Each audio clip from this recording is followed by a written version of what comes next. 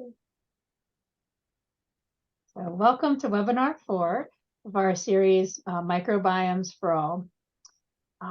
Today is going to be the last webinar in our series of 4, and it's a new topic for our webinar series about nanopore sequencing. So we're so excited to see the new content. In your Path LMS was the link for all materials for today, and I will put that in the chat right after I get off talking and turn it over to our facilitators. So when you have questions, please either raise your hand using the raise hand function in your lower Zoom toolbar, or write the question into the chat and we'll help you out. Okay, so one administrative note, there is a post-webinar survey for every single event, and we really do appreciate all of your feedback, so please do that. And after this event is over, I'll put the recording to our Path LMS and send out post-webinar series announcements later this week. So look for that automated email going out probably on Friday. All right, turning it over to facilitators. Thanks for being here. All right, Rachel, thank you very much, and welcome back, everyone.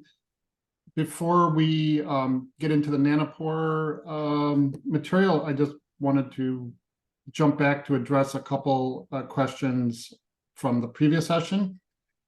And I think Laura had emailed a question. Let me see if I can share my screen. Can people see my screen?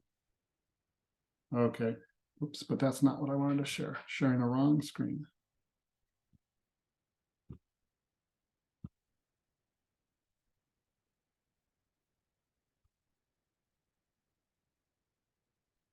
Okay. Laura asked how to get the TSV file from the RepSex output from the analysis, from the Nepheli. If you do the CHIME-2 analysis pathway, you get a whole bunch of outputs. And I had mentioned that one of the things that you'll get is the representative sequences. So each one of these are the sequence that's used to represent a given taxon in your sample, and that I like to merge that with the taxonomy information, so that if students want to blast, like if they see something interesting in the taxonomy and they want to see what the sequence that was used to identify that and blast it themselves, or to make a tree from some other related sequences, it's nice to have a merged spreadsheet that has those data together. But that's not an automatic output from CHIME-2. And I think I had said I just download the TSV files from both and just put them together and align them by the feature ID, because they both have a feature ID so that they can be linked together. But I forgot that for whatever reason, the representative sequence file does not have an option to download as a TSV file. And so if you look at it, here's the CHIME-2 view of the representative sequence file. I just, it's kind of ugly, but I just select everything and cut and paste it into a spreadsheet. And it's not elegant, but it works. And then that spreadsheet I can merge with the taxonomy one, which you can actually get as a TSV download. You can also, even though it's not a TSV file, you can download this information as in FASTA format, and then you can open it as a text file. And if you have anyone who's handy with Python, you can write a little script and make that into a TSV file. But if you can't do that, then just cutting and pasting from this CHIME-2 view works fine. So hopefully that addresses Laura's question. And then the other thing that I just wanted to mention, because I ran out of time before I could talk about it last session, or I think I did, is that we have had a lot of luck, or I think it's really fun to, if you're doing a microbiome project with your students, to also do a biolog ecoplate. And these are relatively inexpensive 96 well plates, and they're loaded in triplicate with 33 or 31 carbon sources plus a water control.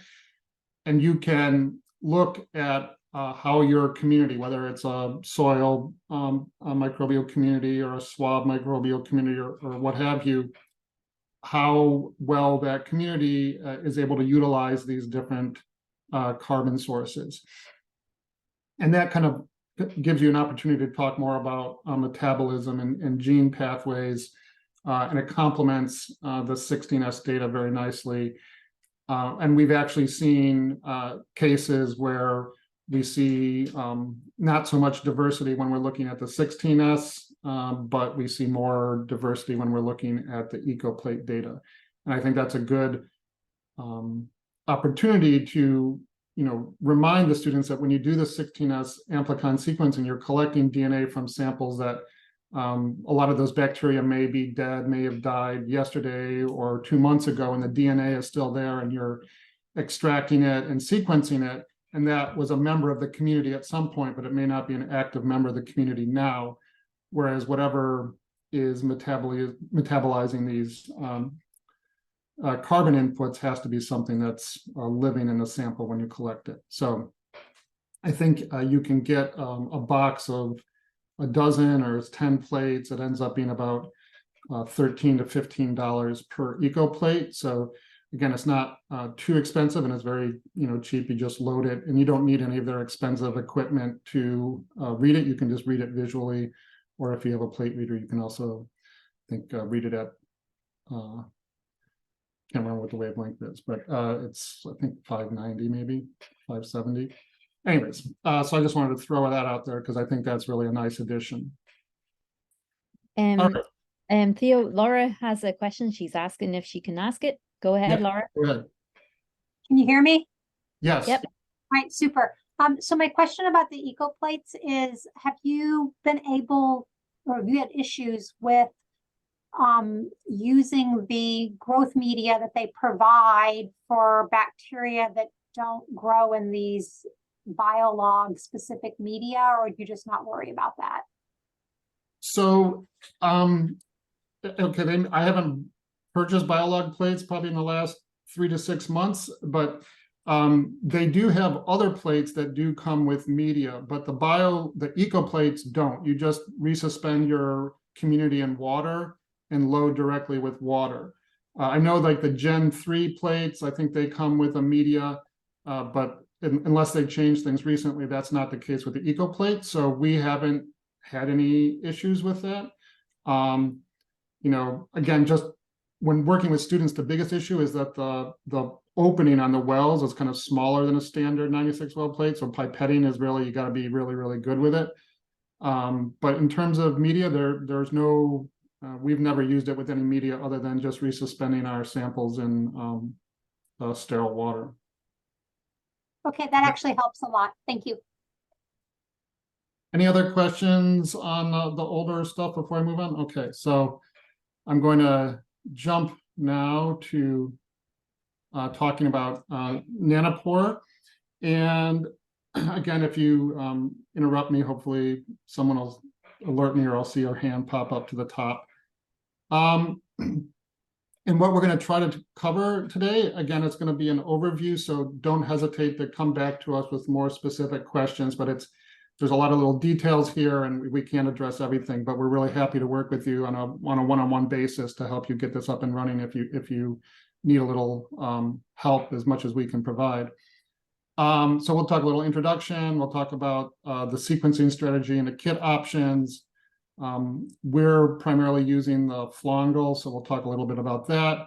And then we'll switch over and Alana is going to talk to you about analyzing the Nanopore data with the Nanopore Epitome software. All right, so if you haven't seen the Nanopore MinION, this is it right here. You can see it's field deployable. It's very small, plugs into a computer. So it's really super easy to use. This is the flow cell, the standard flow cell from MinION. I think you can do close to 50 gigabytes of sequence with This flow cell, we don't usually need that much data, so we are using the Flongle in our lab. That's a lot less size. I think it's close to 3 gigabytes, but it's a lot less expensive, and so our cost per experiment ends up being less costly with the Flongle. And I think the Flongles are about $100 a piece. I can't remember exactly the numbers. 80. You can, is that, yeah, the MinION here is $1,000. If you want, strangely, if you want to use Flongles, you do have to cough up another $1,500 for the Flongle adapter. So the hardware ends up costing about $2,500, and then each Flongle is about $100. And I think Just Yeah. interrupt. You can negotiate with your rep though, folks. So as we're saying these prices, talk to your reps, the VWR reps. you didn't tell me that before. I didn't Yeah, do- sorry. So it used to be that you used to have to buy this direct, all of this direct from Nanopore. We're actually learning this information as we go. But VWR is now the supplier in many of the, maybe the US entirely, I don't know, but at least in Texas they are. And if you talk to the reps, they'll cut you a deal. They won't cut you a deal forever, but they'll cut you a deal for education stuff. So don't underestimate the power of talking to your rep. Sorry, Theo, on you go. No problem. So that's kind of on the hardware side of things. I'm not going to go into the technology. You can go to YouTube, or you can go to the Nanopore site, and you can see a lot about it. But essentially, it's running your DNA through a membrane pore, and there's a little voltage across that pore, and that current changes as the bases go through. And they have a super snazzy algorithm that can measure those changes in current and translate that to bases. So that's how it works, and that's as much as I'm qualified to tell you about. But it works pretty well, and it's quite amazing, I have to tell you. So some considerations. I talked about the costs. It's nice that you can do kind of all work in-house now, so you have more control. Your turnaround time can be faster, especially if you're working with students. There's a lot more things that they can learn. There's a lot more hands-on things that they can do. So that's all great. You get longer reads. You can do DNA methylation quite easily. There's flexible strategies, which I'll talk about in a few minutes. And like I said, it's a kind of field deployable. You can use it in the lab pretty much.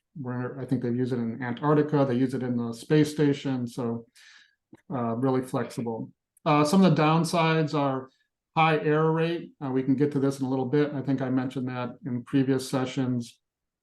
So that's, kind of one big drawback. And I think that was the reason that I, waited until maybe the last couple months to start using Nanopore, because the error rates are now lower than they had been, but it's still higher error rates generally than Illumina.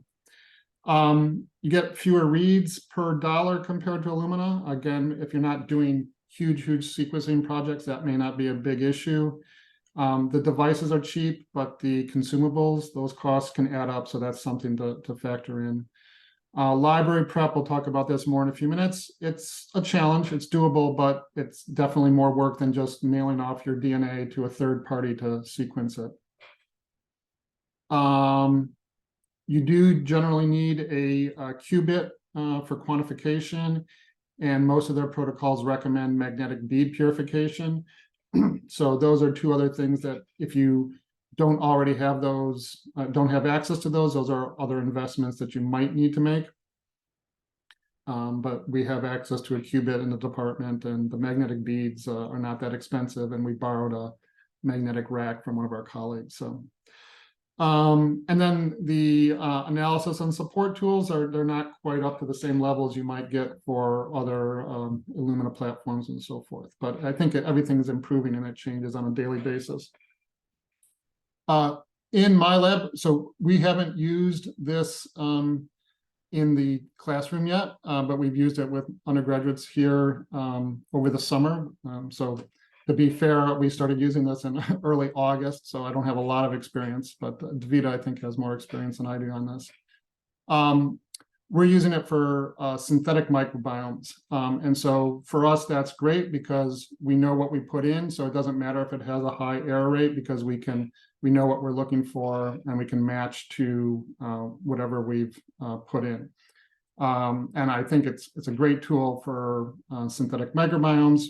I think if you're willing to work at higher taxonomic orders, so if you don't need to get down to species or genus convincingly, it's also probably very good for that. Although with the new chemistries and according to what Nanopore people say, you should be able to do genus and maybe species in some cases. So that's probably, by the time I finish this presentation, you'll be able to do genus and species very well. And again, the benefits and cost really kind of come when you do larger runs. So, you know, just keep in mind that if you're doing small runs, you're not going to get quite the same value as you would if you did a larger run. We'll just put this slide here. I'm not going to talk about it, but these are just some links that you can go to that give more details on what we've just been discussing. So one of the things that you'll see when you go to the Nanopore site is that there are lots of different kits, and there's also lots of different options on hardware, and it can be a little confusing, or it can be very confusing. And I'll try to walk you through some of the things that we've done. But again, this is not comprehensive. This is just kind of the things that we've found are kind of the easiest things to immediately translate to 16S microbiome analyses. So again, I think I've showed this maybe in the first session. When you're thinking about microbiome projects, oftentimes you want to make a decision between, are you going to go amplicon sequencing? If you're going to look at bacteria, are you going to do the 16S? If you're going to look at fungi, do you want to do ITS? So you can do amplicon sequencing, or you can do a whole metagenome shotgun sequencing. And there's pros and cons to both ways. We've only experimented a little bit with a whole metagenome sequencing, but the benefit here is that there's no PCR bias. You generally can do longer reads, so you get a broader view of the microbiome and whatever else might be in your sample. And generally, the trend that I'm seeing is towards whole metagenome sequencing and away from amplicon sequencing. That may not apply to the education community. I think amplicon sequencing is fabulous, and I wouldn't try to talk you out of it. But you know, when I talk to other people, they're like, well, you really should be, you know, considering doing whole metagenome sequencing. And that's great. I'm sure that the tools for that will also improve rapidly. Again, the benefits for amplicon sequencing, probably everyone's familiar with these, but you're targeting a gene of interest. So almost all your sequence data is going to be something that you're interested in, whereas in the metagenome sequencing, you might have lots of data that you don't really bother to classify or look at that closely. The analysis is easy if you're using 16S or ITS, and you don't need to do any assembly, whereas if you're doing long reads and so forth, you may need to do some assembly. So once you've kind of made that decision, then one of the things that you'll probably consider is sample barcoding. And again, this is, if you've been doing Illumina sequencing, you've probably been sending them samples that they're barcoding. And the idea with the barcoding here is that by putting identifiers on your different samples, you can run those samples together. And then sample 1 has barcode 1, sample 2 has barcode 2, and so on and so forth. And then when you get the data later, you'll get the sequence of those barcodes, and then you can separate them out without having to run each sample individually on a Flongle or on an Illumina run or what have you. And so the barcoding is what allows you to put together 5, 50, 500 samples into a single run. And with the Nanopore technology, you can do the barcodes, you can add them in the PCR step. So that's kind of what's shown here, is you're starting with your genomic DNA that you've isolated from a soil or water sample or air sample or what have you. You have your forward and reverse primers, and these primers that you would get from Nanopore have the barcodes built into their 5' ends. And so when you do this sequencing, your amplicon products have the 16S gene that you're targeting, but also the necessary sequence and modifications on the ends that you need for running the sample on your Nanopore flow cell. And so that's probably the simplest way to do your barcoding. But you can also barcode by ligation. And in this case, you can start with high molecular weight DNA, but this can also be amplicon DNA. It depends on what approach you've chosen. But if you're doing like whole metagenomic analysis, this would be just the whole DNA that you get in your sample. And in this step, you would fragment to the right size if you need to. And then instead of adding the barcodes by PCR, you would use a ligase to add the nanopore barcodes onto each of your samples. And then you are essentially ready to load and to run. And I'll go over this in maybe a little bit more detail in a couple minutes. But those are the two basic choices, either adding the barcodes by PCR or adding them by ligation. And so what I'm, out of all the options that Nanopore offers, I'm trying to kind of distill that down to 4 strategies. The easiest is the 16S PCR barcoding using their 16S kit. We've done this in the lab, works really, really well. However, the 16S kit is no longer compatible with the newest flow cells. So this is not a great option maybe for the next couple months. When we talked to our rep, they said that they'll have new 16S barcoding kits probably early 2024, but no guarantees on that. So this again isn't, it is a great option, but it may not be the great option right at this minute. But in any case, it's certainly the simplest, and all it involves is you doing 16S amplification and then collecting your DNA with magnetic beads, doing a little bit of a treatment, and then adding it to your flow cell, and then you're off to collecting DNA. There's a variation to this that our colleagues at Cold Spring Harbor at the Dolan DNA Learning Center have developed. And I haven't tried this yet in our lab, but in this case, you do 16S amplification with modified 16S primers that have 5' overhangs that are compatible with the Nanopore cDNA kit. And so you can use this kit here in a second round of PCR. So this is a nested PCR approach to amplify your 16S barcoded first PCR product. And then after doing this kit, you're all set to, with cleaning it up and so forth, then you can load onto a flongle or a MinION, a MinION flow cell. Downsides of this is 2 PCR amplifications. So I'm always probably overly worried about PCR bias, but I'm not really thrilled about doing 2 rounds of PCR, but this is a strategy that you could go ahead with right now because these kits are available. The other approach that we've done is 16S barcoding with ligation. So this is what I was showing you a minute ago.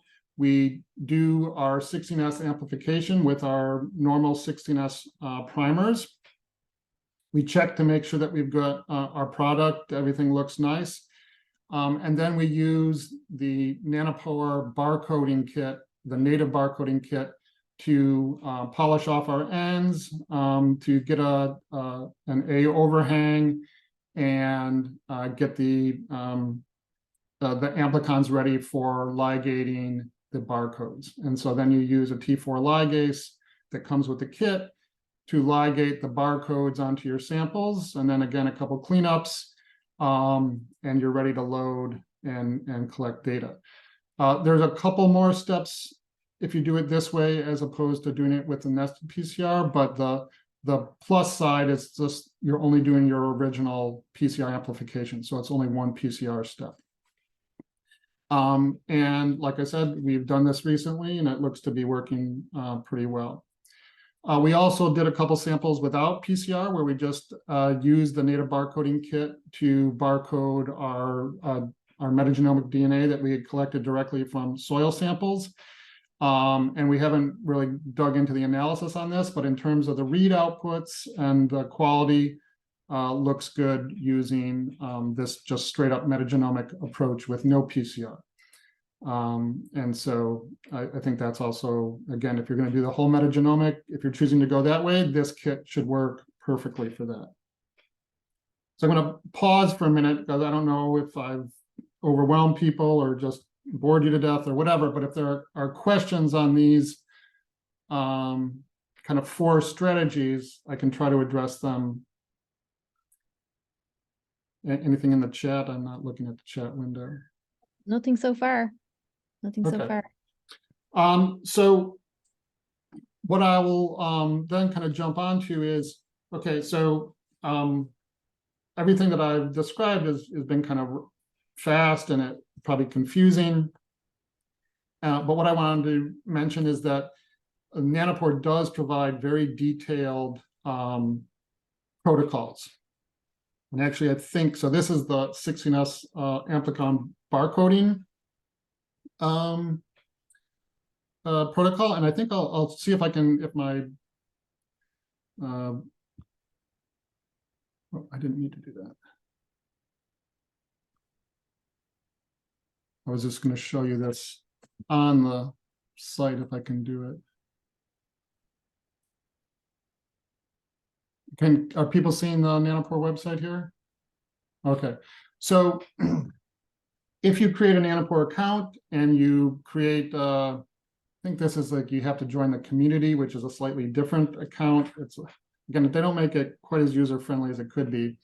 But if you get into this Nanopore community site, then you can access all the different protocols and see it. Bye, Davida.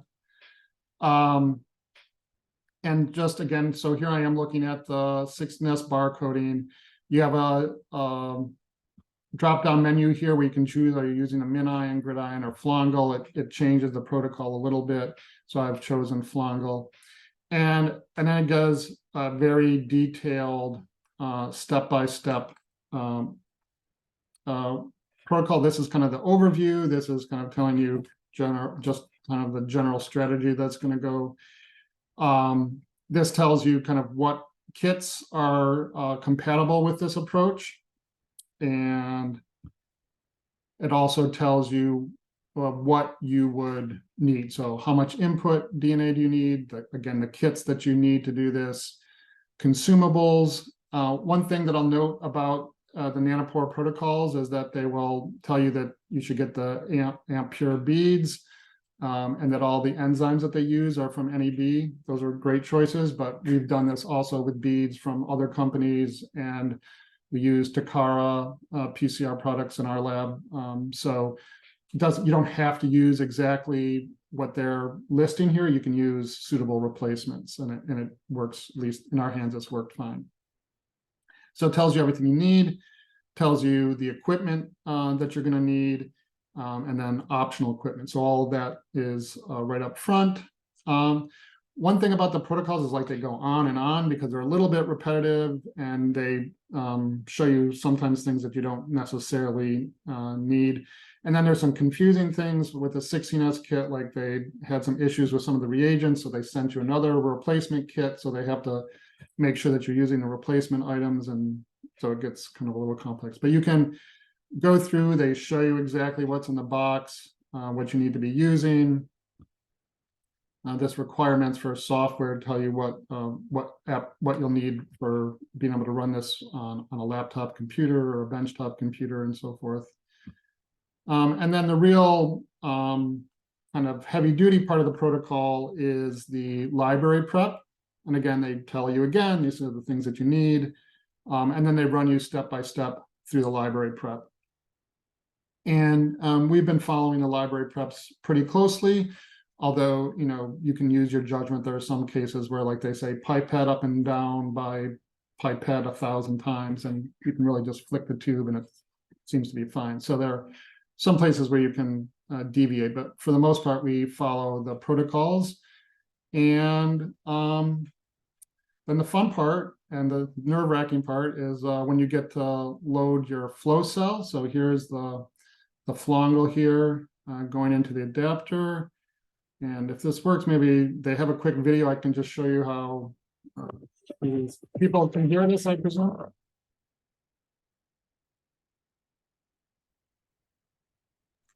No, we can see, but not hear.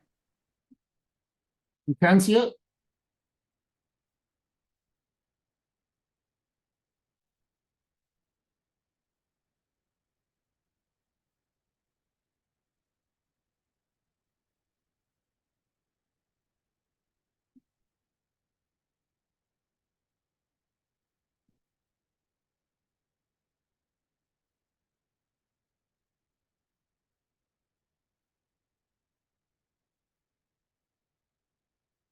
Very inspirational music. I didn't really notice that in the past. We can't hear it though. Oh, you can't hear it? Can you hear me? Mm-hmm. So the big thing with the loading is just don't get any bubbles.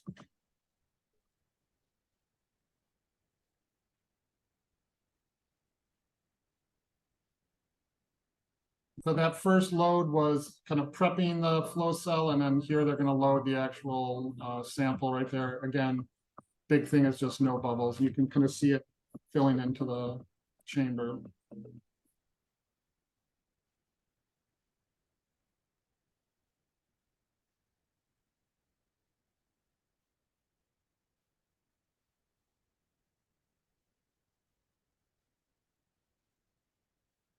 All right. Oops.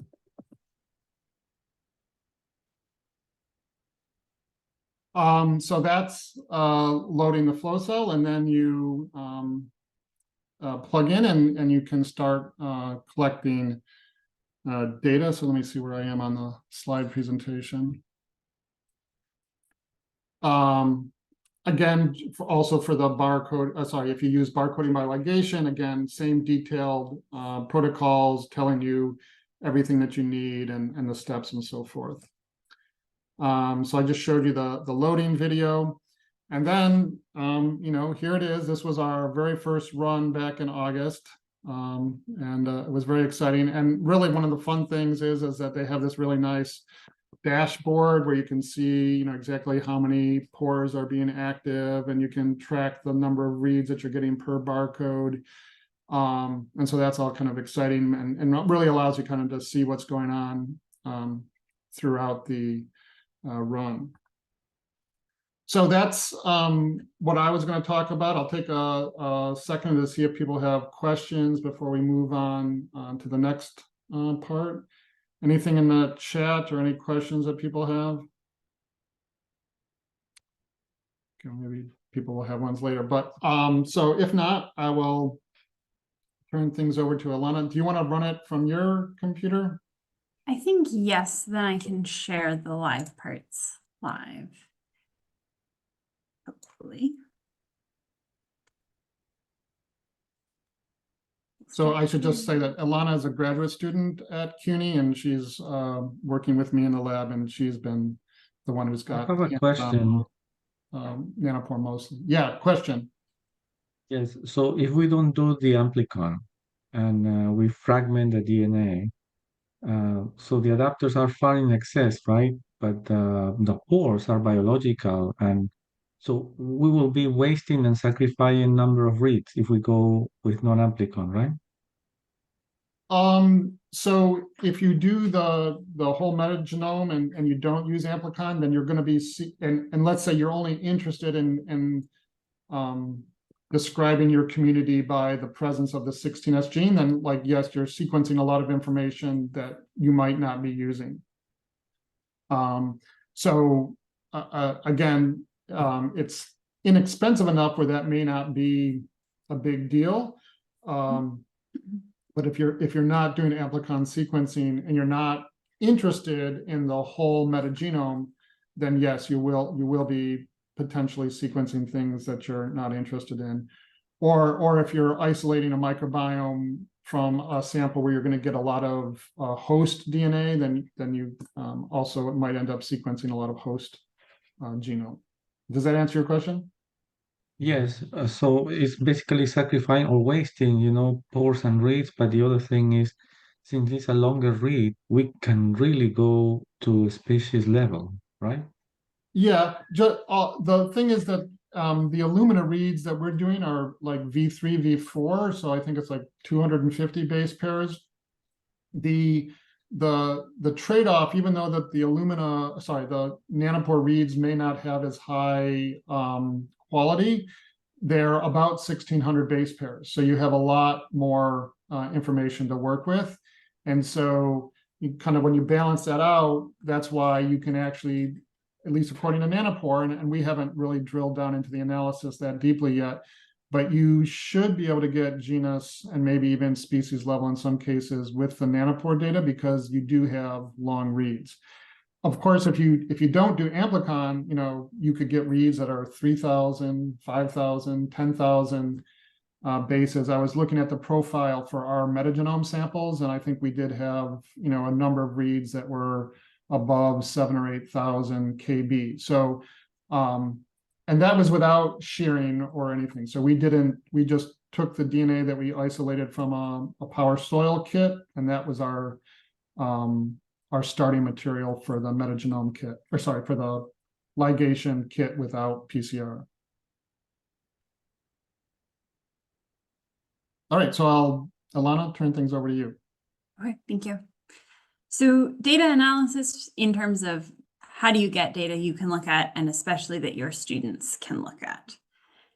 And a lot of what has been published from Nanopore sequencing is people who are using command line type analysis, but they really are trying to get some options functional for people who either don't have that background or for working with students where that's not part of what you're teaching. And there are really two main options, and we'll try to look at both of them, both examples of the kinds of reports you get, and then I'll walk through some of the basic steps for how to get your data into these two platforms. So they're both called Epitome. One is a desktop agent plus a cloud connection, and the other is only available to people who are members of the Nanopore community with an account. And Epitome Labs, which is a downloadable application that you run entirely off of your computer. Let's look at the desktop agent cloud combination first, which is certainly the easiest to use. In general, you have to download the desktop agent. You point it to data, which is on your computer, either in analysis data that you've already generated, or it could be a sequencing run that is in progress. And then you can view the report either right there or through the cloud, meaning you can watch data as it comes in from wherever you are. At the end of that, you can share a URL that gives anybody access to that report. So it is very easy to share it with students. First, I want us to look at the report itself, and then I can step through just so you can see what those different pages look like. So what I'm going to do is put that shareable link in the chat. So hopefully everybody can go actually look at it themselves.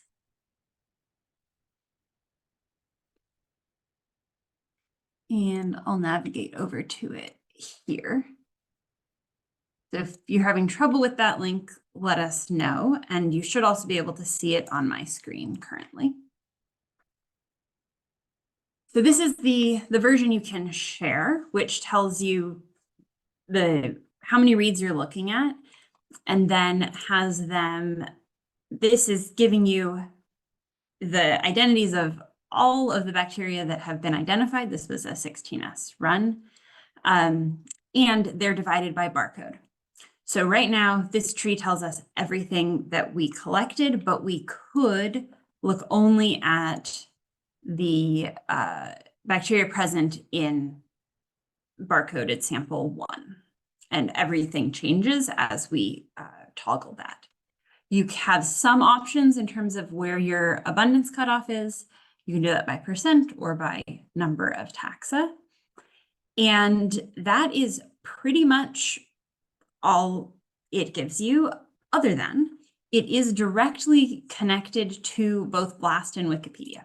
So if you click on any identifier at any level, it has pulled basic information from Wikipedia and from NCBI. So very easy exploration if it's handed to students. This is an example run through the 16S pipeline. And I'm going to go back to our, if I can, our presentation while you look at that. The report you're looking at right now was through the 16S pipeline, and the way that the analysis works appears to be that each read that has passed quality control is blasted separately. And so they're just each read, you're getting the top blast hit from that read. And that means that it can be a little bit random. For example, some of them are going to be a blast entry that has a lot of information, genus, species, family. Some are going to be just happen to be a better match to a blast read that for some reason doesn't have all of the taxonomic information. And so you sometimes will get it's the same genus, it's the same species, but the two entries are not, like the text is not exactly the same. So it's a little bit difficult to work with this data outside of the Epitome Cloud platform, but you can download a CSV that gives you everything that you, all of the blast results and the species tax ID. It does not give you an actual sequence. Like we were looking at the very beginning of today, how do you, in the QIIME2 world, how do you combine this type of information with the read or the representative sequence? And the only way to get that, as far as I can tell here, is to go to your FASTQ output from the Minnow sequencing base calling, and then you'd have to connect the read IDs. So definitely not a straightforward process. Questions on that, and I'll show just a quick walkthrough of what the agent looks like. I don't have a I question. don't see any questions in the chat, but I heard one maybe. Yeah, it was me. So we see the number of reads, on all the genre. But how do we normalize to get some sort of like a bar graph with actual abundance? Yes, so the cloud doesn't provide that, but the labs option does. So we'll see that in a few minutes. Yeah, it's really a pretty, one of its big benefits, the cloud version, is that you can see data come back in real time. So if you plug in your sequencer in class and then open the cloud, you can actually see what's coming in. And that's fun for students. And it can also give you a sense of, when you have enough information to stop your run. I think it's more useful for people who are just looking for the presence of a particular pathogen. Because if you see that, then you've gotten what you need. I think for this kind of analysis, it's not quite as helpful.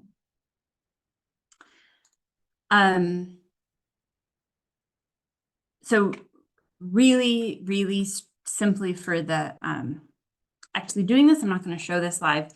You open your Epitome that you've downloaded. It will know which files it can analyze and give you those options. You pick a workflow and then a few parameters, and you're able to see it run. One note is that it won't start processing until the until each FASTQ file is full. So in your Minnow run, you can set whether that's 1,000 sequences or 2,000 sequences. The higher that threshold, the longer before you start to get real-time analysis.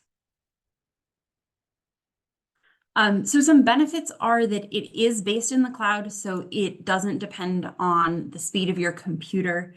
There's very few things that can go wrong. And that HTML report with the URL is easy to share with students, and they can, click on anything in there. For further data analysis, there's not a lot that you can do easily. It doesn't have the abundance bar graphs. It doesn't have any diversity metrics. And you can see individual barcodes, but there's no way to easily compare them to each other. I think the tips we've pretty much covered. So I will move on to what it looks like in Epitome Labs. This is something you download to your computer.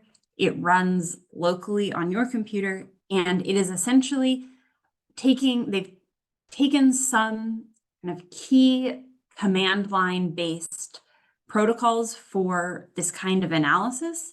And yes. Oh, are you gonna mention Docker and the Java?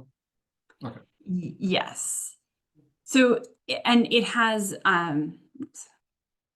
so that have been packaged nicely so that they can be run point and click. It's kind of, they're trying to think of it as a teaching tool where people who are moving towards building some deeper data analysis skills are still able to work with the data based on workflows that have been developed and curated a bit. When you download it, it will give you instructions for additional things you need to download.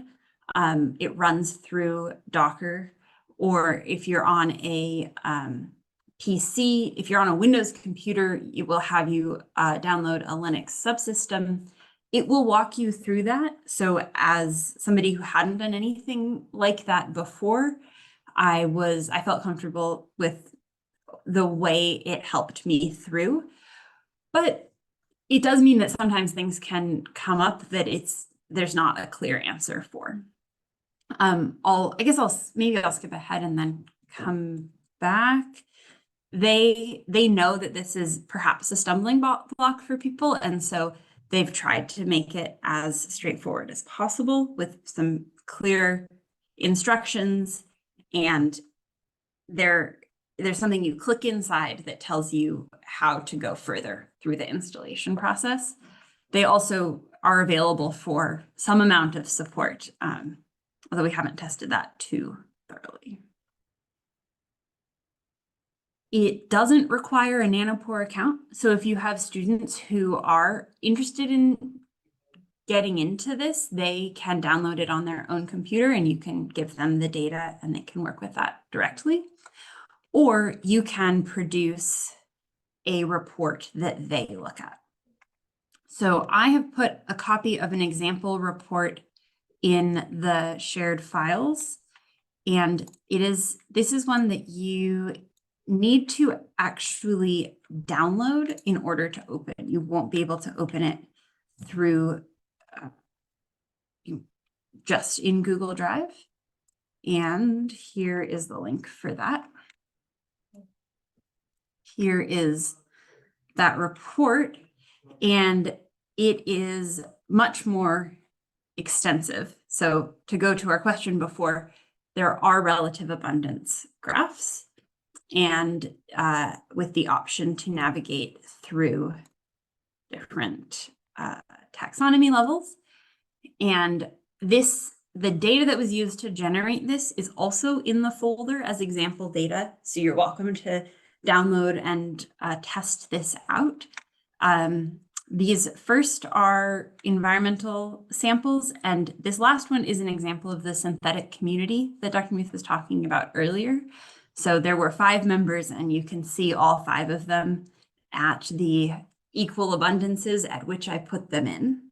So I find that to be kind of a nice illustration of the kind of information you can really clearly get out here. You get the option of this sunburst chart, which is 1 barcode at a time and colored by abundance. And then for each barcode, you can also look at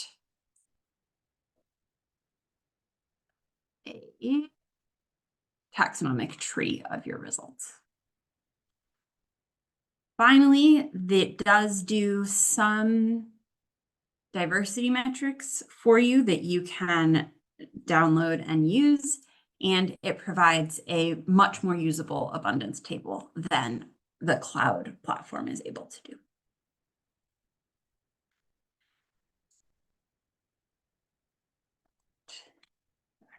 to here.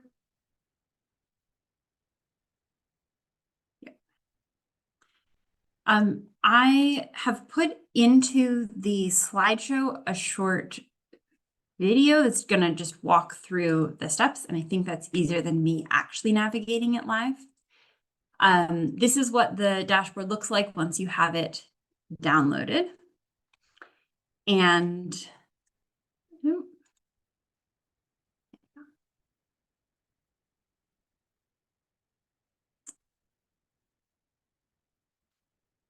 we are, I think, a slide really. Sorry, I take that back. Let me just show you what it looks like live. I'm going to change which. Nope. Sorry.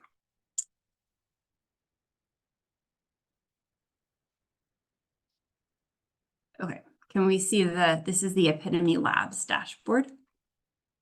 If it's not fully installed yet, there will be a peach window, clickable here that will walk you through additional steps. But otherwise, if you wanted to run a workflow, you'd click here.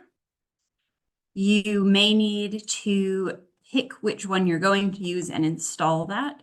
The two that we've used are the 16S and the metagenomics, but I think that the 16S is just a subset of what's possible in the metagenomics.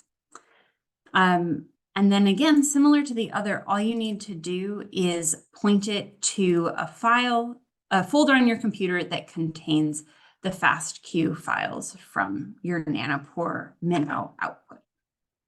And you can select that and pick classification method. Very few other options you have to choose, and then you can start it. And I'm not going to start it because I think that will be too slow, but we'll go look at some that have completed. They, because it's it chooses names just to identify each instance. This is something you can change. So while it's running, you'll see progress here. Note that how many of each pipeline needs to run will increase as it's going. So it's not a great metric of how long it's going to take. This is where you find the outputs that have been produced, in particular that report that you can share. And down here, you get the option to pick a more descriptive name and to go directly to where your files are stored. You can view the report in Labs directly, and you can also download your CSV files from there. Loading slowly. I think that's everything I need to show you inside of this. So I'm going to go back to here.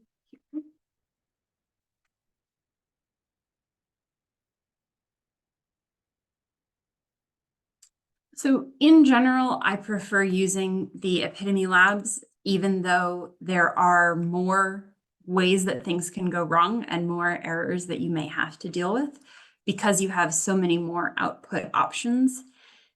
And you have the option to download your CSVs at any taxonomic level where the cloud doesn't give you that option. I found the point and click to be pretty easy to use. And I think that there's also a big benefit that some of the code is visible there from the perspective of students who, as they progress, are likely to start to need to learn some coding skills in their biological studies in the future. I like that students can run it themselves also. But it does depend on the speed and power of your computer, whereas the cloud option does not. And sometimes you can get an issue with the additional background applications that it requires in order to run. There is no option for inputting metadata currently. There's nothing in there other than barcode. And if you want sample name, you can change the name of the folders that contain each barcode. but there isn't a way to sort by pH or date collected until you've downloaded a CSV and merged that with your own metadata. So hopefully that is one of the many changes we can expect, along with all of the things that are kind of constantly changing in the Nanopore world. This we covered. This is for your reference. And I think I'm handing it back over. Great. Thank you very much, Ilana. I've been following the chat. I don't see any additional questions, but we'll kind of open it up to anything that, about the Nanopore, the kits, the library prep, the analysis, anything out there that people want to ask? Maybe while we're waiting for questions, I think that, like I said, I had been holding off on considering Nanopore because of the high error, but when that error issue started to be less of the quality of the sequence reads improved, and we knew that we were going to do mostly synthetic communities, it seemed to be a logical choice. And prior to this, we've been sending out our samples to Mr. DNA or to Wright Labs, costing somewhere between $40 and $75 per sample, but depending on what we were doing, and usually getting back much more data than we actually needed to address our questions. I think Ilana calculated now with the switch to the Nanopore, it's about $6 per sample, so almost a tenfold savings. So I think that, especially if you're going to try to use this in the classroom with students, which we hope to do in the spring, it can really, make things cost effective. And instead of running just a couple samples, you might be able to run a dozen samples and ask more interesting questions. And I'll also say that, I think if I were just starting out, I would be kind of maybe overwhelmed and intimidated, and I certainly was back in August, and still am to a certain degree. But it takes a little effort, but the things are you can kind of figure it out. The support, the Nanopore people have been very supportive, even though they could get their act together a little bit better and have the website be a little more user-friendly and kind of not have a billion different kits and so forth. But they know what the issues are that we're facing, and they're trying to help. And I think that, things will be better in the coming months. You want to stop your share, Ilana? All right. So there is a question, Hyunjin. Is that a question? Yeah, so I missed beginning of the talk. So has anyone tried the new chemistry with 10.4, and if that really improved accuracy as they claim to have? We're doing that now. Okay. Do we know anything yet, Ilana? No, we haven't. We don't have data from that yet. So Partly because of the 16S is not compatible. Yeah, so I don't have any reason to believe it isn't. I went to the New York City Nanopore conference a couple weeks ago, and there were definitely people using the new chemistry and showing very high quality results. So we're probably not the best people to judge that, since we're just kind of getting started ourselves, but I think that it is as they advertise. Okay, thank you. Another quick question is, when you told us about like they are working on the problems of their website, is it more to do with the analysis side, or the whole experience of purchasing and procurement? I hope everything. I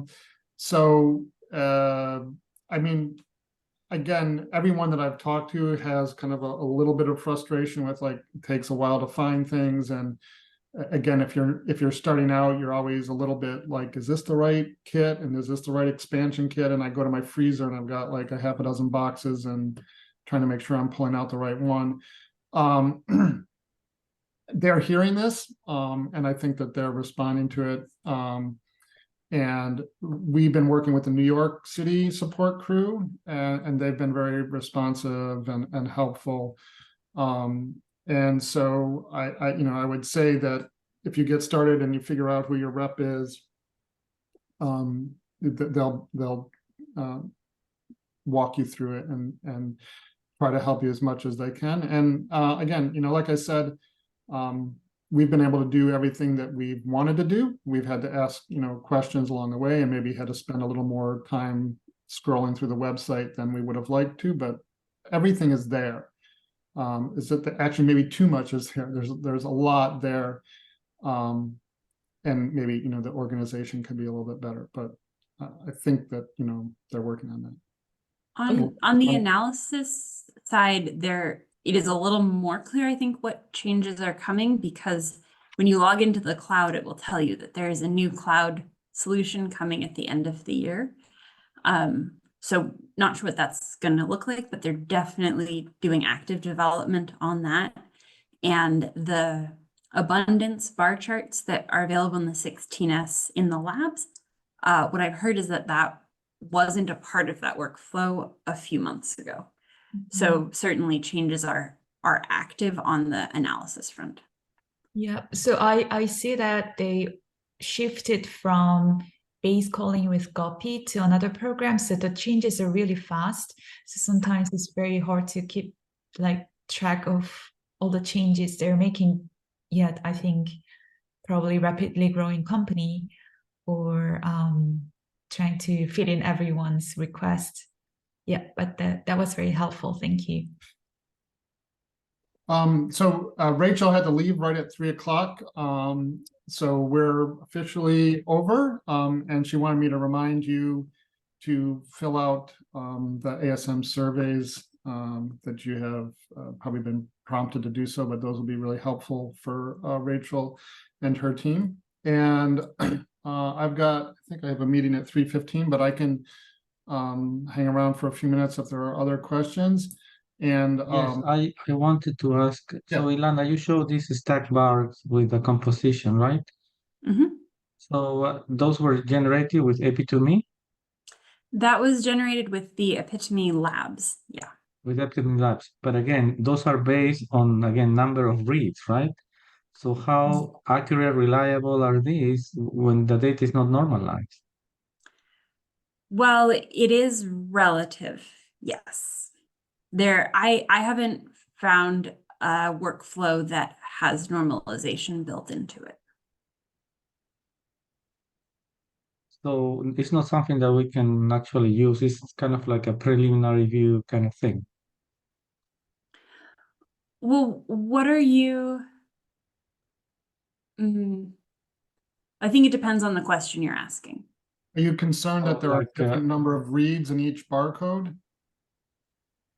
Yes, because the bar graphs are based on number of reads, right?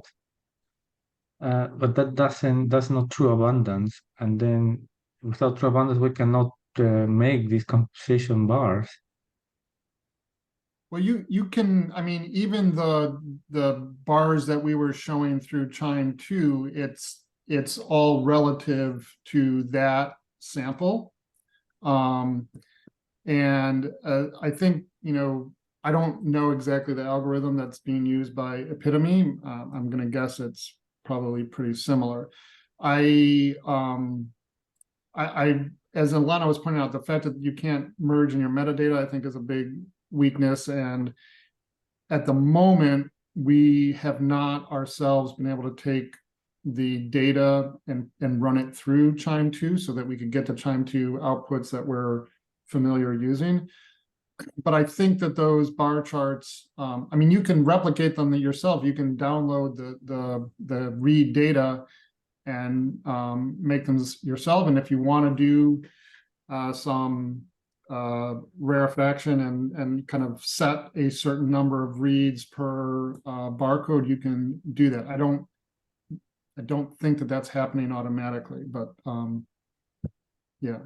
Because we are multiplexing with different pairs of barcodes, right? So each barcode is for a different sample of a specimen, right?